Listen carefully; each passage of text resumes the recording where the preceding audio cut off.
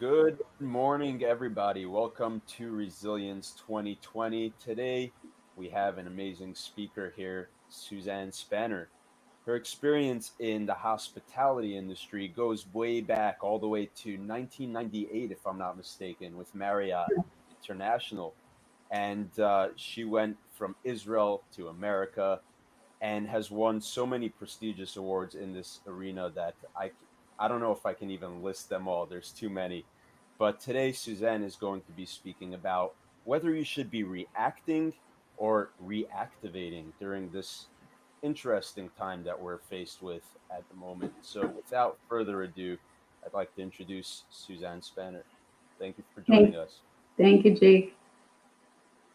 Welcome, everyone. Thank you so much for joining me this morning for React or Reactivate. I wanted to start out by thanking the organizers of Resilience 2020.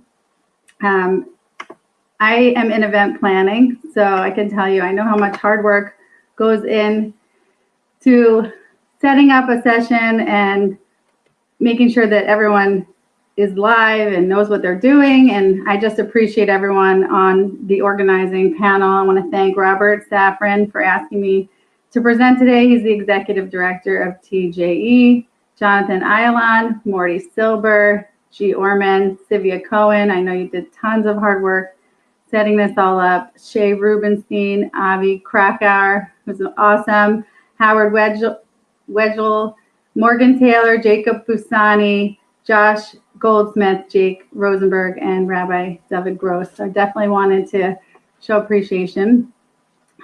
Thank you to everyone who's attending. I think it's very important that we start out understanding what react and reactivate mean. So I'll share with you some definitions that you can take in as you hear this session. React, responding or behaving in a particular way in response to something. So think about that. Are you a person who reacts to situations, or do you reactivate? Reactivate is to restore something to a state of activity, bring it back into action. And then I said, which do you choose? Choosing, decide on a course of action, typically after rejecting alternatives. So again, take that in. We have this pandemic that none of us have ever faced before. It's a situation that hopefully none of us will have to face again. And during this pandemic, we really had a lot of choices what we could do. We could panic, we could pause, and we definitely all know that we should and could pray. So panic, if you're in that mode, it can't last. It's too hard to sustain panic for a long time. It's this constant state of fear and anxiety. It just will completely take you over. I did have clients who panicked. I could say I started hearing about coronavirus back in February, watching the news, hearing about what was going on in China. It didn't really hit home till maybe towards the end of February. I'm in the travel industry. For those of you that don't know me, I appreciate Jake's introduction. I run my own travel agency. I focus on group meetings and helping clients. In the past, I've helped them find venues for their conferences, incentive trips, retreats, meetings, Passover programs. There's so many things I've done, and it's all been live events working with hotels. So you can imagine as this pandemic was starting to become more real and present in America, my clients, their first thought was, how are we going to have an event? How are we going to fly everyone and have them attend? They've obviously put out a lot of money and deposits and just preparing and getting ready to host these big group programs.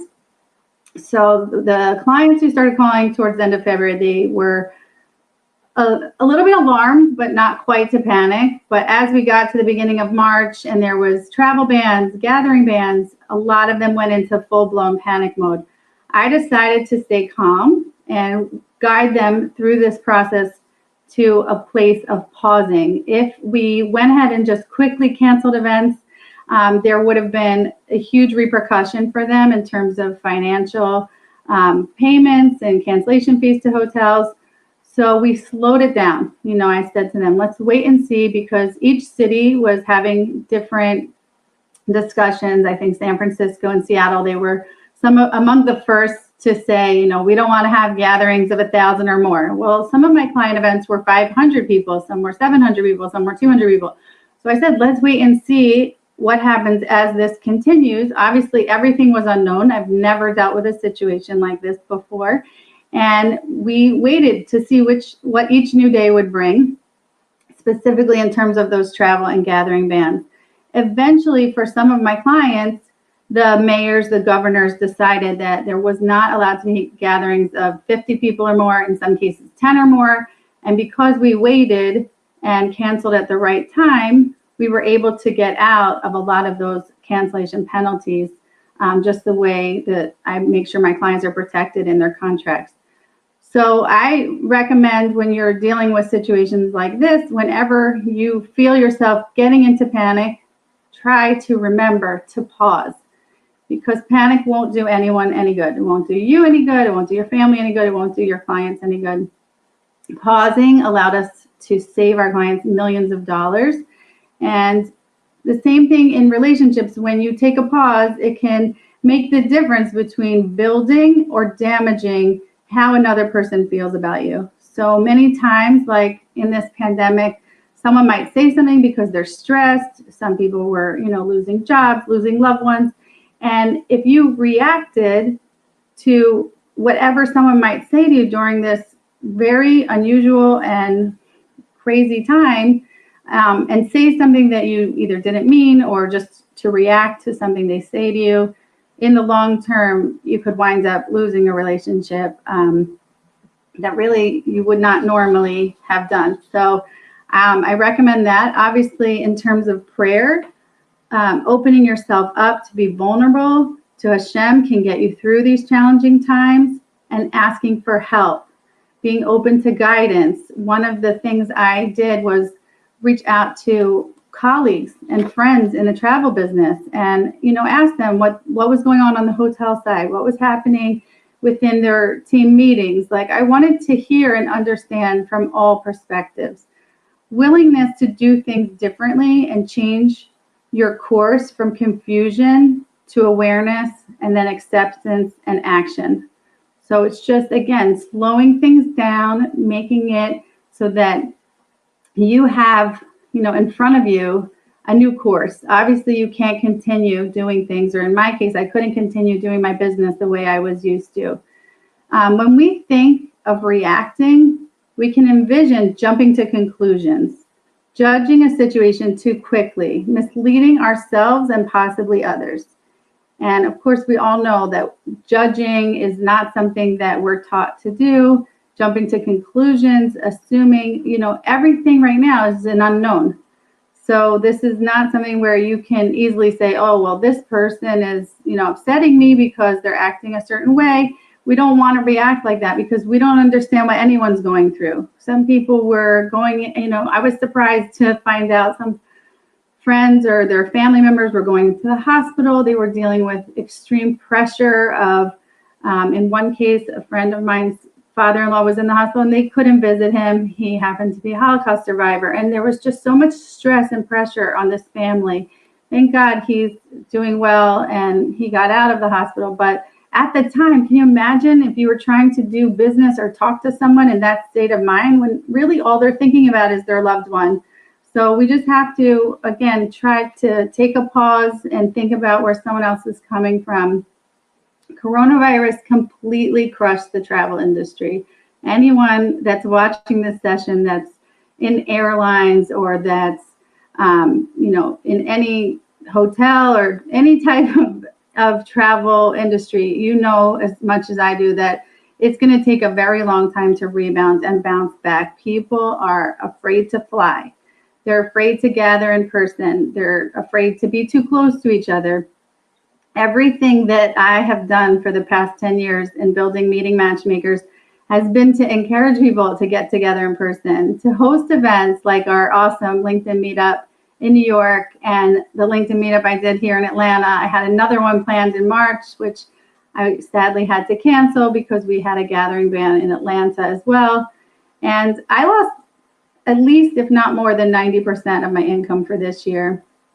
I'm not going to sit here and pretend that it was easy or, no problem. I'm smiling right now because you'll hear the rest of the story. But I did go through the process of, what do I do first? What's the first right thing to do? So in my process with this whole situation, I knew that I had to protect my clients and do what was best for them, making sure that they canceled at the right time. When I started to get the influx of calls, probably the first 2 weeks of March, and canceling everything, was around the same time that our children's school decided to close. I believe it was mandated, but I went from having, my own space and time to do my business to now also adding on the pressure and responsibility of being a homeschool teacher. So lots of changes, lots of things were happening at one time, very overwhelming process. In those moments when I felt like, how much more could I possibly take on, I stopped and I prayed. And I literally just asked Hashem for help because I didn't know how I could do so many different things at one time. I paused. I reached out to let my team, the ones who work with me on Meeting Matchmakers, know that we are going to get through this. There was a time during 9/11 where the travel industry stopped. There was, a whole, as we all know, change with the TSA and how we go through security and all the different measures, take off your shoes and do this and do that. So the travel industry has completely changed from 9/11. It did bounce back very quickly after. In this situation, clearly it's not bouncing back very quickly. There is not at the moment a vaccine. People are still very timid to fly or travel unless it's necessary. So I know that at some point it's all going to get back to a place where people are not going to want to stay stuck in their homes forever. We will eventually travel and get back to enjoying vacations and enjoying ourselves. There was just so many things that were going on for me that anyone who's followed me on LinkedIn, that's the only social media platform I use, you may remember about a month or so, maybe it was a month and a half ago, I put up a post. I decided to be very vulnerable, and I put up a post, and it was a picture of a burnt pot of lentil soup. So anyone who's watching that saw that post, you might be giggling. It was very random, but I felt like in that moment I wanted to share how I was really feeling. And my hashtag is keeping it real. So I'm very into exposing all sides of who I am. It's not just always, good times and happy things. I was going through a very hard time. My business was crashing. My children were all home. I had no time to myself. And I put up this post about the burnt lentil soup because I felt like I'm not the only one going through this. There has to be other people out there that are feeling overwhelmed and not really sure what to do next. Burning a pot of lentil soup was literally the greatest gift that I could have done. I, at the time, was so upset. I spent at least an hour making the soup. I probably was helping kids get ready for bed and forgot to check on it. And it was the first time since coronavirus happened that I literally just stopped and I cried. And I was joking in my post and I said, the expression, don't cry over spilt milk. So I said we should change it and say, don't cry. You should cry over burnt lentil soup because, sometimes we need that cleansing experience. I've learned that tears are a big connection to Hashem, and just crying and getting it out made me realize, like, wait a minute, something's going on here. I don't normally cry if I mess up, a menu item or something that I'm cooking. And I reached out to a good friend of mine. She noticed that I was a little bit distant, and she said, like, what's going on? She happens to be a doctor, and she told me, after listening to, everything going on with me, that it could be something like situational depression. Why do I mention this on this call today, especially during a talk about business and resilience? It's because it's important for everyone to know that you are not alone. If anyone else was feeling like I was, I'm sure all of you have Corona experiences. You're welcome to chat about it on the chat feature here. If anyone needs support or help or just wants to share a little story with each other, I welcome you to do that. Just there's just so many things that I learned from that experience. Whatever you have to endure or continue to endure during this challenging time, you are not alone. I'm definitely with you. I think the awareness of something that I never even heard of, situational depression, I didn't even know it was possible. It wasn't like diagnosed. It's just a friend of mine said, maybe this is what's going on with you. It gave me so much relief because in my mind, having, again, the kids home, the Zoom classes, the Google classrooms, and, the constant emails from the school of what to do. And then all of the clients and the concern and the panic they were having, it was just like a lot of pressure, like everything coming down on me at one time. And again, it gave me so much relief to know from my friend that I wasn't alone, that she was also feeling down. And so many people out there are going through challenging times. From that moment, once she told me that, and after I burnt the soup and I let the cry out, I will tell you that I was more understanding of myself and my emotions. I was able to switch gears completely to figure out how I was going to move forward. So I wanted to move into reactivate, to reactivate my business, meeting matchmakers that I treasure. So again, there was a time where I was in react mode and I wanted to move into reactivate mode, to take off in another direction, to not feel stuck, to not feel like, what am I going to do now? Obviously, I can't continue to prospect and call on clients and ask for referrals for people to do their meetings in hotels, because most of the hotels, unfortunately and very sadly, my colleagues or my travel partners, they were furloughed, or some of the hotels I worked with were closed. They only just now in the month of June and some in July are starting to open back up. But I do believe the group side of the business is going to take a little bit longer to bounce back.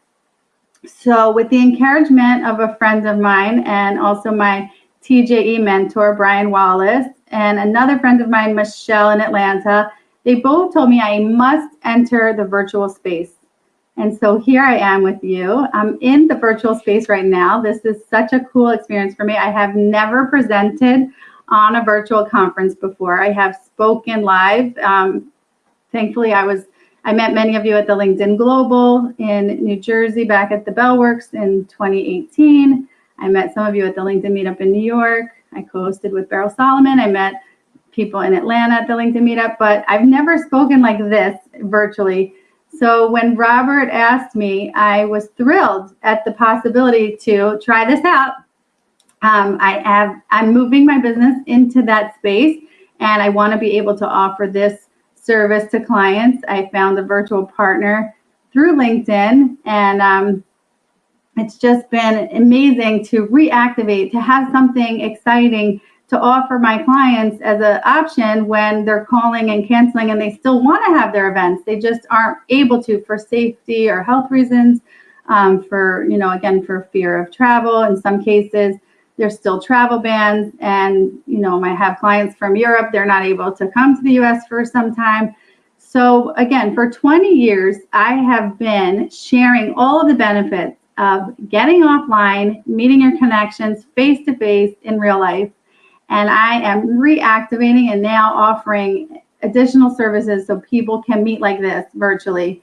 It was such a big hurdle for me to be willing, to be honest, to move into this sphere, because I'm so passionate and I love, love, love the hotel industry. I worked in hotel sales. I had responsibilities when I was in the hotels as like lobby duty and greeting guests and just everything that encompasses hospitality and being welcoming to guests. It's just, I guess, part of my DNA. I just really love the interacting and having those experiences in person. But again, once I became willing and focused to reactivate meeting matchmakers in this direction, I truly believe that Hashem brought the right people and situations into my life. I received a LinkedIn message from David Jassy. I see that he's in the chat. Thank you, David, for joining us today. David is a 25-year veteran in TV, film, and production. He's worked with CNN, MTV. He has such a rich history and wealth of knowledge. He's been involved with a lot of nonprofits. Anyway, I got this message from David on LinkedIn saying, hey, I'm looking for someone to help do event planning and to be a part of my team. And here at the same time, I was looking for someone that knew how to do production and live streaming and just videos and producing events. He's, again, just a wealth of experience and knowledge. And so we had a very nice Erev Shabbos conversation. We exchanged stories about how we first became observant in our 20s. And it was very meaningful to me and very clear that this was a good connection. This was the right step for me. I felt like, this is something I can do. I know how to do event planning, and this is a direction that I'm ready to take.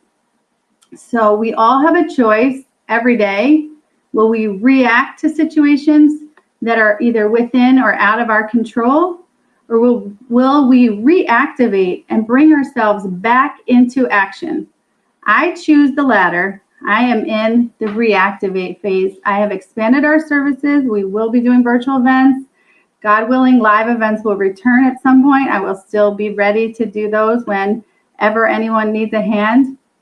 Whatever we need to do to get through this time safely and in good health, that is clearly the most important thing. And again, I just encourage everyone on here to be open to consider the difference between reacting to situations, especially something like this that's completely out of our control, or reactivating and looking at ways that you can do it differently and springboard yourself to the next level. I'd like to open the chat for questions if anyone has questions for me or wants to discuss any of the topics I talked about. And I also wanted to end on a high note. I think music definitely is a way to get out of a funk or springboard you to just change your mood, elevate your emotions and what's going on. So one of my favorite songs during this time is Simcha Liner, We Go On. And the part that I love the most, I'm going to read it to you. We go on. Yes, we go on. There is nothing that we can't overcome. We are strong. Yes, we are strong, holding firm, and our troubles will be gone. So I am opening the floor now for questions. Let me know if you have any in the chat.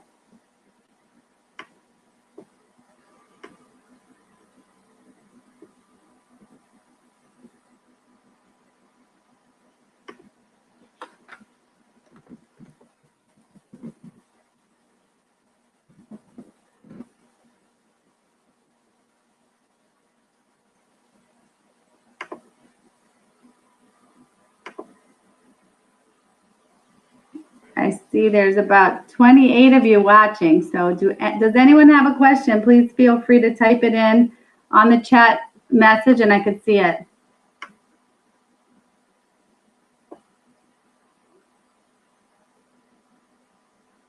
Thank you, Devorah. I don't know if Javi Karp is watching. Javi, thanks so much for reaching out last night. I will just give one or two more thoughts until I see if there's any questions. Otherwise, I'll close it out. As I mentioned, I'm only on LinkedIn, and this platform has given me so much in terms of relationships. I've met so many of you, and it's been just incredible, especially meeting in person. And I will say that when I was posting that burnt lentil soup post, I was thinking, like, what can I talk about now? I was used to mentioning different events or things that were going on. I definitely post my thoughts and try to inspire people.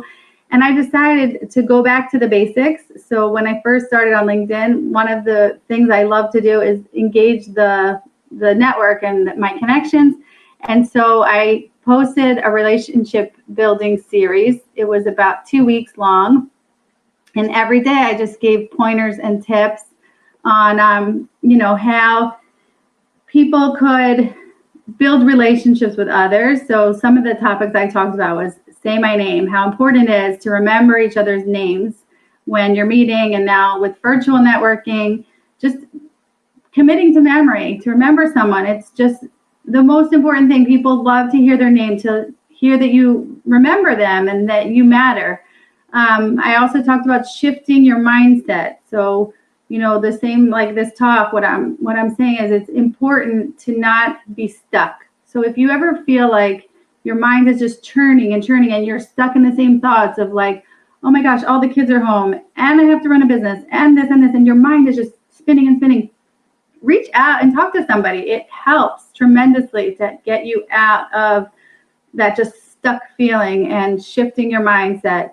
I talk about the importance of brainstorming. So if you're running a business and you get stuck, especially if you're an entrepreneur and you're kind of on your own, you don't have a huge team. I have a mentorpreneur group, and a lot of times we'll bounce ideas off of other entrepreneurs and say like, okay, I'm thinking I want to go in this direction. Have you ever tried this or that? And just being willing to talk things out with other people.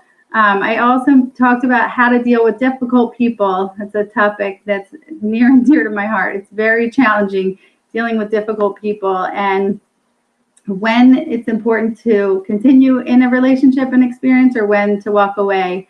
I talk about empathy and, putting yourself in someone else's shoes, looking at things from different angles. I talk about owning your part, being accountable, being willing to say you're sorry. And I talk about being transparent and, what ignites your fire, what makes you passionate in your business. I talk about staying in your lane and making referrals. This is such a awesome Resilience 2020. I'm so impressed with the organizers. Again, I want to thank them for pulling off such an incredible event. And hopefully during the networking times, you'll really get to know each other, reach out to people even after this conference and make connections so people remember you. And then they think to refer you when they hear somebody that might need your services or your help. I'm very big into referrals. I talked about some travel adventures and storytelling. So if you're wondering like what to post, I definitely recommend storytelling. People love to hear personal stories or funny things or just something that makes you memorable. And then the last one is I put up some testimonials. So don't be shy and, be willing to let other people see who recommends you and your business. And that's just something I did because, again, I wasn't sure what to post about and I wanted to be helpful to my connections and my network. And so I just wanted to mention that for anyone else who's kind of struggling with what to talk about during coronavirus. If your business is kind of on a pause or you're trying to figure out how to reactivate and go in a different direction, you could look for ways to be helpful and use your knowledge base. You have so many talents and skills and use that to help your network.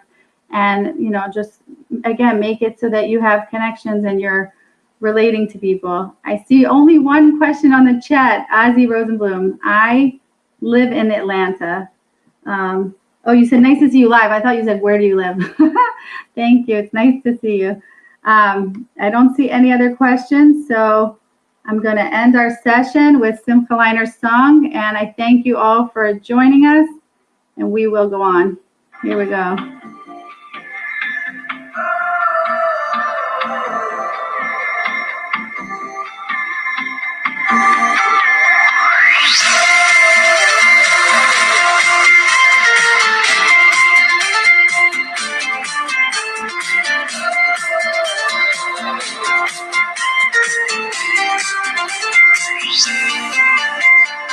Every day, all around, people aim to bring us down, feeling shaken to the core.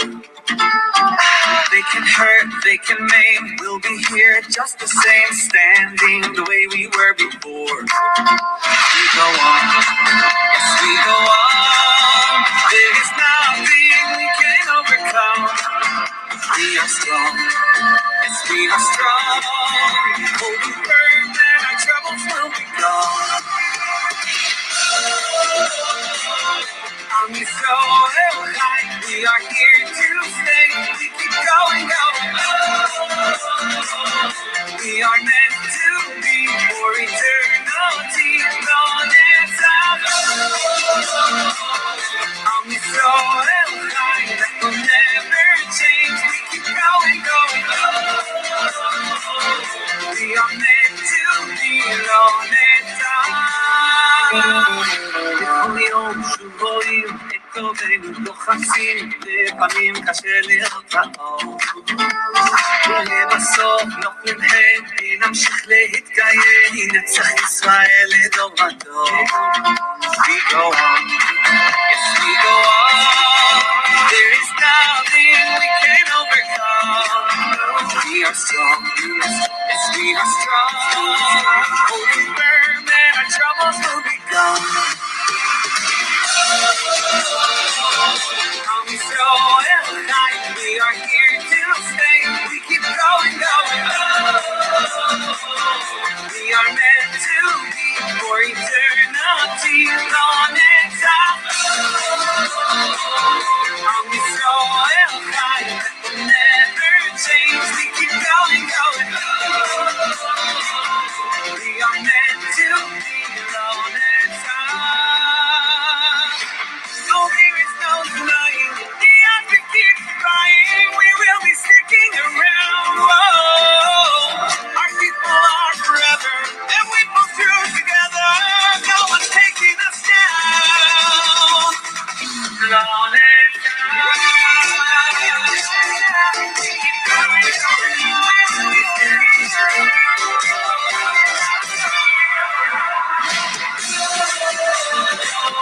Come Israel, we are here to stay. We keep going, going.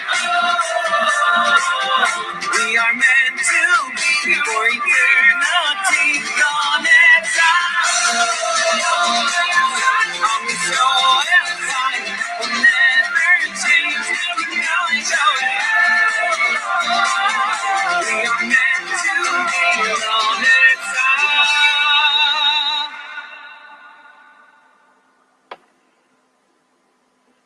Thank you so much. Have a great day. And everyone, reactivate.